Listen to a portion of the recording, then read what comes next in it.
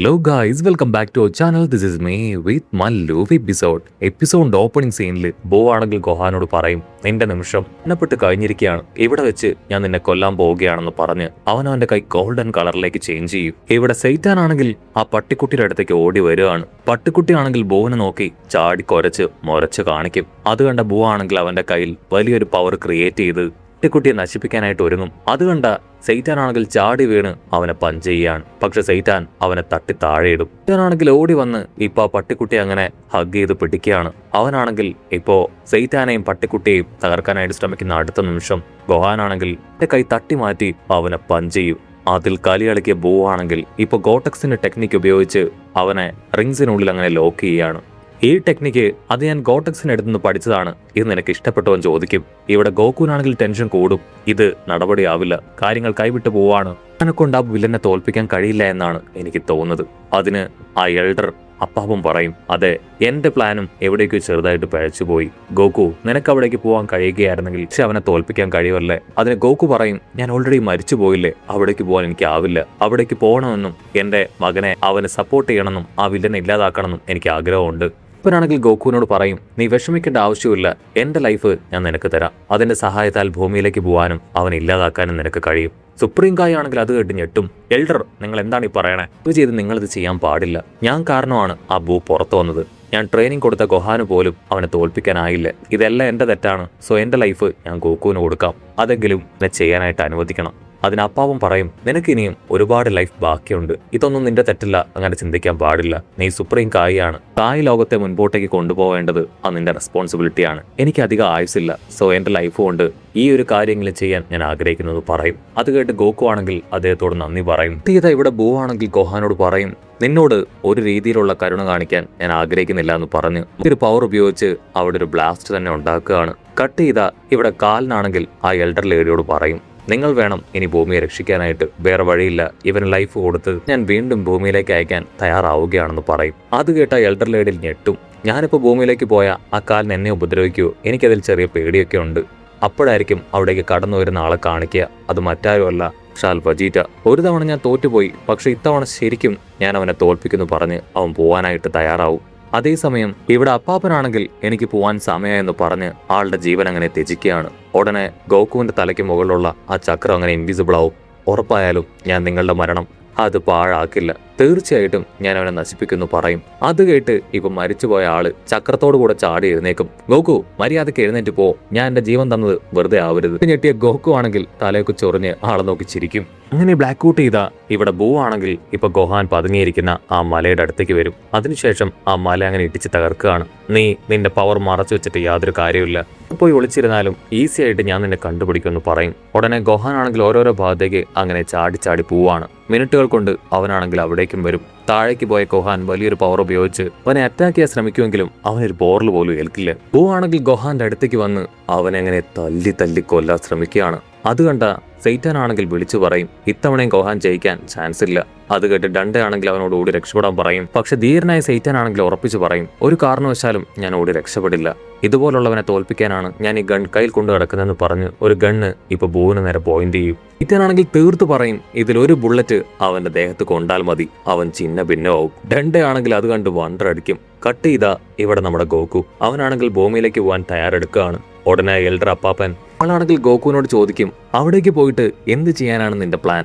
ഈ ഒരു അവസ്ഥയിൽ നീയും ഗോഹാനും നിങ്ങൾ രണ്ടുപേരും ഒരുമിച്ച് ഫൈറ്റ് ചെയ്ത് തോൽപ്പിക്കാൻ ശ്രമിച്ചാലും ആ ഒരു മാജിക് ബൂനെ തോൽപ്പിക്കാൻ നിങ്ങളെ കൊണ്ട് കഴിയില്ല, കാരണം അവനിപ്പോ അത്രമേൽ ശക്തനാണ്. ഉടനെ ഗോകു ആണെങ്കിൽ കൺഫ്യൂഷൻ ആവും, പിന്നെന്തിനാ നിങ്ങൾ എന്നെ ഭൂമിയിലേക്ക് അയക്കുന്നത്? ഞാൻ പോയിട്ട് യാതൊരു പ്രയോജനമില്ലെങ്കിൽ പിന്നെ ഞാൻ പോയിട്ട് കാര്യമുണ്ടോ? അതിന് അപ്പാവും പറയും, നമ്മൾ കാര്യമായിട്ട് എന്തെങ്കിലും ഒരു പ്ലാൻ അത് കണ്ടെത്തണം. അത് കേട്ട് എല്ലാവരും കൂലങ്കക്ഷമായിട്ട് ആലോചിക്കും. അപ്പോഴായിരിക്കും നമ്മുടെ ഗോകുവിനൊരു ബുദ്ധി വെളിച്ചമുണ്ടാവുക. ഞാൻ അവിടേക്ക് പോയതിനു ശേഷം ഞാനും ഗോഹാനും ഞങ്ങൾ രണ്ടുപേരും ഫ്യൂഷൻ വിദ്യ അത് ഉപയോഗിക്കാം. അത് കേട്ട് അപ്പാപ്പനാണെങ്കിൽ തലചൊറിയും, ആ കുട്ടികൾ ചെയ്തതുപോലെ ആവാനാണോ നീ പ്ലാൻ ചെയ്യണേ? അതൊരു നല്ല ഐഡിയ തന്നെയാണ്. ഒരുപക്ഷെ നിങ്ങൾക്ക് ബൂനെ തോൽപ്പിക്കാൻ കഴിഞ്ഞേക്കാം, പക്ഷെ ഒരു ഉറപ്പ് തരാനായിട്ട് പറ്റില്ല. ഒരു കാര്യം ചെയ്യ്, ഞാനൊരു ഐഡിയ പറഞ്ഞു തരാം.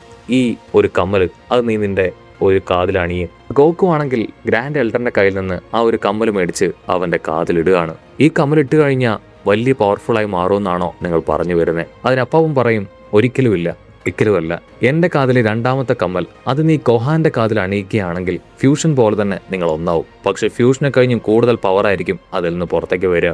ആ ഒരു പവർ കൊണ്ട് തീർച്ചയായിട്ടും നിങ്ങൾക്ക് ഭൂവിനെ തോൽപ്പിക്കാനായിട്ട് കഴിയും. ഇത് ആക്ച്വലി സുപ്രീം കായസിന്റെ ഒരു സീക്രട്ട് ആയിട്ടുള്ള ടെക്നിക്കാണ്, അവരുടെ വജ്രായുധം. അത് കേട്ട് സുപ്രീം കായ ആണെങ്കിൽ ഷോക്കാവും. ഓനോ, എനിക്കിതിനെക്കുറിച്ച് ഇതുവരെ അറിയില്ലായിരുന്നു. ആണെങ്കിൽ തലയ്ക്ക് കൈ കൊടുക്കും. വെറുതെ അല്ല നിങ്ങൾ രണ്ടുപേരും വിഡ്ഢികളായി തീർന്നത്. നിങ്ങൾക്ക് സംശയം ഉണ്ടെങ്കിൽ നിങ്ങളിലുള്ള കമ്മലുകൾ അത് പരസ്പരം ഒന്ന് എക്സ്ചേഞ്ച് ചെയ്ത് ഇട്ട് നോക്ക്. ഉടനെ അവരാണെങ്കിൽ ഓരോ ജോഡി വെച്ച് പരസ്പരം എക്സ്ചേഞ്ച് ചെയ്യും. അടുത്ത നിമിഷം അവരങ്ങനെ കമ്പൈനായി ഫ്യൂഷൻ പവറിലേക്ക് പോയി ഒരുപാട് ഇത്തരായി മാറും. സുപ്രീം കായ ആണെങ്കിൽ ഇപ്പോ ഗോക്കുവിനോട് പറയും, വായോ, ഞാനിപ്പോ ഒരുപാട് ശക്തനായി, നമുക്ക് രണ്ടുപേർക്കും ചേർന്ന് അവനെ തോൽപ്പിക്കാം.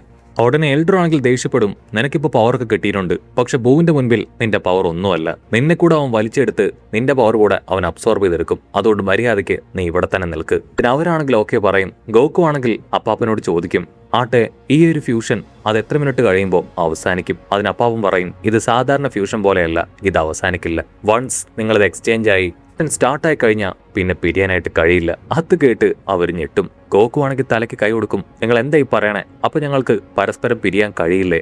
അതിന് അപ്പാപ്പൻ പറയും, അങ്ങനെ പിരിയാൻ കഴിയായിരുന്നെങ്കിൽ പണ്ടേക്ക് പണ്ട് ഞാൻ പിരിഞ്ഞേനെ എന്ന് പറഞ്ഞ് ഒരു ഫ്ലാഷ് ബാക്ക് സ്റ്റോറി പറയും. ഫ്ലാഷ് ബാക്കില് ചെറുപ്പക്കാരനായ നമ്മുടെ അപ്പാപ്പന്റെ അടുത്തേക്ക് ഒരു മന്ത്രവാദിനി അവർ നൈസായിട്ട് കടന്നു വന്ന് ആളുടെ ഒരു കമ്മല് അത് മോഷ്ടിക്കും. അടുത്ത നിമിഷം അവർ രണ്ടുപേരും ഫ്യൂഷനിലൂടെ ഒന്നായി തീരും. അപ്പാപ്പനാണെങ്കിൽ ഇപ്പൊ അവരോട് പറയും, അങ്ങനെയാണ് എനിക്ക് ഈ ഒരു ലുക്ക് കിട്ടിയത്. ഫ്യൂഷൻ ആയി കഴിഞ്ഞാൽ നിങ്ങൾക്ക് പിന്നെ സെപ്പറേറ്റ് ചെയ്യാനായിട്ട് കഴിയില്ല. ഗോക്കു ആണെങ്കിൽ ഞെട്ടും. അപ്പൊ ഗോഹാനുമായിട്ട് ഫ്യൂഷൻ ചെയ്ത് കഴിഞ്ഞാൽ ഞാൻ അവന്റെ ഒപ്പം സ്കൂളിൽ പോകേണ്ടി വരുമോ? കട്ട് ചെയ്ത ഇവിടെ ഗോഹാനാണെങ്കിൽ ബൂവായിട്ട് പൊരിഞ്ഞ പോരാട്ടം. പറ്റി ഗോഹാൻ, നീ തോൽക്കാൻ പോവുകയാണോ എന്ന് ചോദിച്ച് ബൂ ആണെങ്കിൽ അവനെ അറഞ്ച ആഞ്ഞടിച്ച് പൊട്ടിത്തെറിപ്പിക്കുകയാണ്. ആ ഒരു അറ്റാക്കിൽ ഗോഹാൻ ഒരുപാട് പരിക്കുകൾ പറ്റും. ഡെൻഡെ ആണെങ്കിൽ അത് കണ്ട് ഭയപ്പെട്ട് അവന്റെ അടുത്തേക്ക് ഓടിയെത്തി ഗോഹാനെ ചേർത്ത് പിടിക്കും. എന്തു പറ്റി ഗോഹാൻ, നിനക്ക് വയ്യേ? കുഴപ്പമില്ല, എത്രയും വേഗം ഞാൻ നിന്നെ ഹീൽ ചെയ്യാന്ന് പറഞ്ഞ് അവന്റെ പവർ കൊടുത്ത് ഹീൽ ചെയ്യാനായിട്ട് ആരംഭിക്കുകയാണ്. അപ്പൊ ലോങ് ഷോട്ടിൽ മാജിക് ബൂ ആ കാഴ്ച കണ്ട് ഷോക്കാവും. ആ ചെറുക്കം വീണ്ടും പവറൊക്കെ റീഗെയിൻ ചെയ്തോ. ആ പച്ച പയ്യൻ അവനാണ് ഇതിന്റെ എല്ലാം കാരണക്കാരൻ. എന്തായാലും കുഴപ്പമില്ല, ഇത് അല്പം കൂടെ ഇൻട്രസ്റ്റിംഗ് ആയി മാറിയിരിക്കുകയാണ്.